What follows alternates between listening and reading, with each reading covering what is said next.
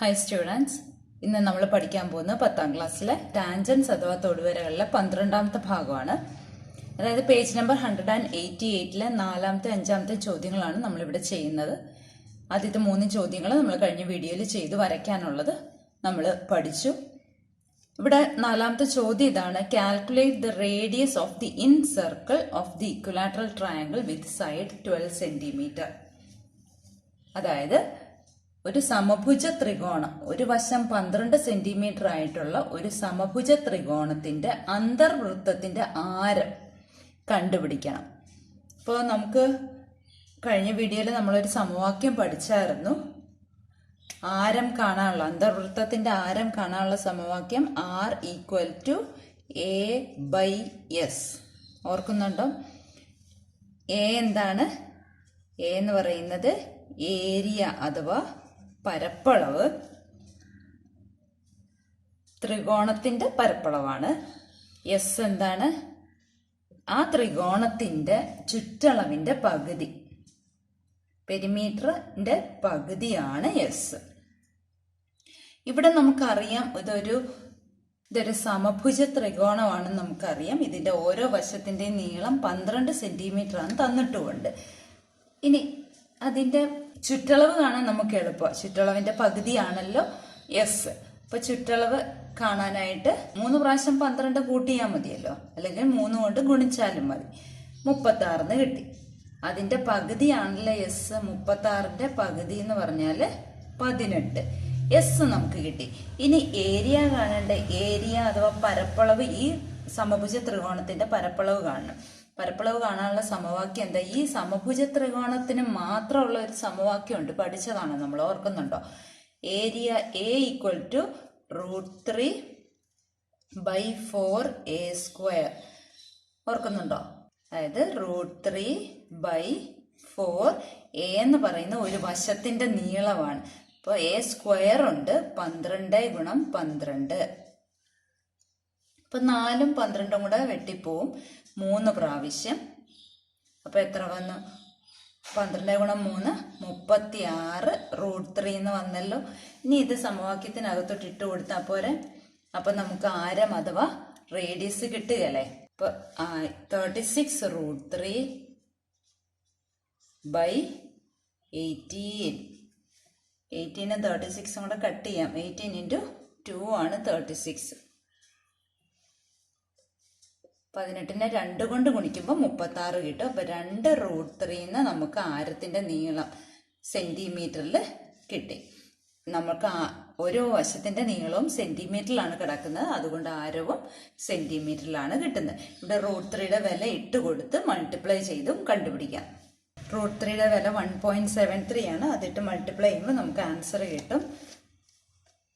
അപ്പോൾ 1.73 × 2 3.46 centimetre answer കിട്ടിയല്ലോ. ഇനി 5ാമത്തെ ചോദ്യം ചെയ്യാം. 5ാമത്തെ ചോദ്യം ഇതാണ്: calculate the radius of the in circle of A triangle with sides 13 centimetres, 14 centimetres and 15 centimetres.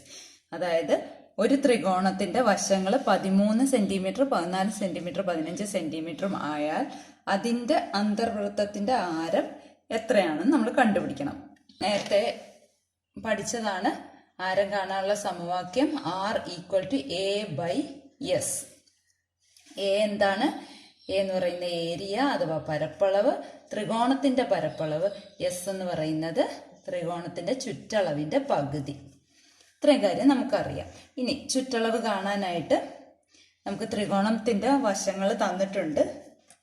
ത്രികോണത്തിന്റെ വശങ്ങൾ തന്നിട്ടുള്ളതുകൊണ്ട് നമുക്ക് ആദ്യം പരപ്പളവ് കാണാം. അതായത് വശങ്ങളെല്ലാം കൂടെ കൂട്ടുക. 13ഉം 14ഉം 15ഉം കൂടെ കൂട്ടുക, 42 എന്ന് കിട്ടി. ഇനി നമുക്ക് എസ് കാണാൻ വേണ്ടിയിട്ട് ഈ 42നെ 2 കൊണ്ട് ഹരിച്ചു. ഇനി ഒരു ട്രയാങ്കിളിന്റെ 3 സൈഡുകളുടെയും നീളങ്ങൾ തന്നാൽ ഏരിയ എങ്ങനെ കാണാം നമ്മൾ പഠിച്ചതാണ്, കഴിഞ്ഞ വർഷം പഠിച്ചതാണ്. ഏരിയ കാണാനുള്ള സമവാക്യം ഓർക്കുന്നുണ്ടോ?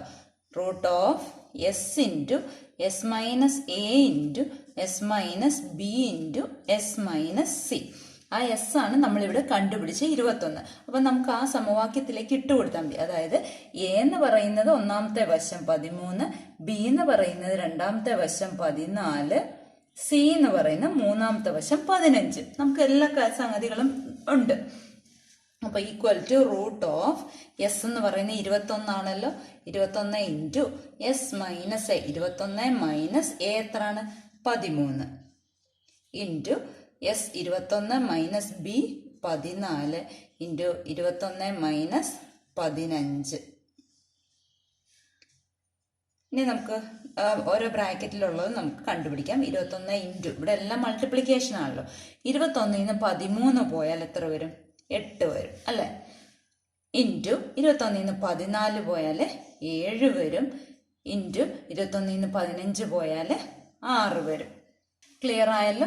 ഇനി ഇതെല്ലാം കൂടെ മൾട്ടിപ്ലൈ ചെയ്ത് റൂട്ട് കാണുക എന്ന് പറഞ്ഞാൽ നല്ല ടാസ്ക്കാണ്. അത് വലിയ നമ്പർ ആകും.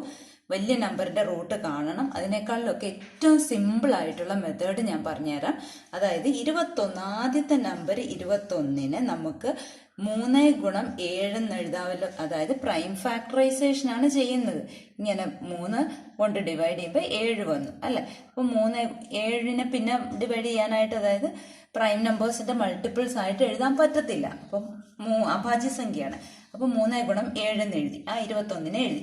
ഇനി 8നെ അതുപോലെ എഴുതാമല്ലോ. 8നെ 2 കൊണ്ട് ഡിവൈഡ് ചെയ്യുമ്പോൾ 4 വരും. വീണ്ടും 2 കൊണ്ട് ഡിവൈഡ് ചെയ്യുമ്പോൾ വീണ്ടും 2 വരും. അപ്പൊ 3 2 എഴുതിയാൽ മതിയല്ലോ. Into 2 into 2 into 2. മനസ്സിലാവുന്നുണ്ടോ? ഇനി അടുത്ത 7ആണ്. ആ 7നെ നമുക്കൊന്നും ചെയ്യാൻ പറ്റത്തില്ല. 7 അതുപോലെ എഴുതി. പിന്നെ 6ആണ്. അതിനെ 2 ഇൻറ്റു 3 എന്ന് എഴുതാം. ക്ലിയർ ആയല്ലോ. ഇനി ഇവിടെ നമുക്ക് റൂട്ടാണ് കണ്ടുപിടിക്കുന്നത്. റൂട്ടിനകത്ത് ഒരേ സംഖ്യകൾ 2 പ്രാവശ്യം വന്നാൽ അത് പുറത്തോട്ട് എഴുതുമ്പോൾ ഒരു പ്രാവശ്യം എഴുതിയാൽ പോരെ. അപ്പൊ ഇവിടെ 3 എത്ര പ്രാവശ്യം വന്നിട്ടുണ്ട്? ഇതാ ഒരു 3, ഇതാ ഒരു 3, 2 പ്രാവശ്യം 3 വന്നിട്ടുണ്ടല്ലോ. അപ്പൊ 3നെ നമുക്ക് പുറത്തെടുക്കാം. അതായത് റൂട്ട് ഇല്ലാതെ എഴുതാം. ക്ലിയർ ആവുന്നുണ്ടോ? 7 നോക്കിക്കേ. 7 2 പ്രാവശ്യം വന്നിട്ടുണ്ടല്ലോ. അപ്പൊ 7 നമുക്ക് എഴുതാം റൂട്ടിന്റെ പുറത്തേക്ക്. ഇൻറ്റു 7 ഇൻറ്റു, ഇനി 2 നോക്കിക്കേ.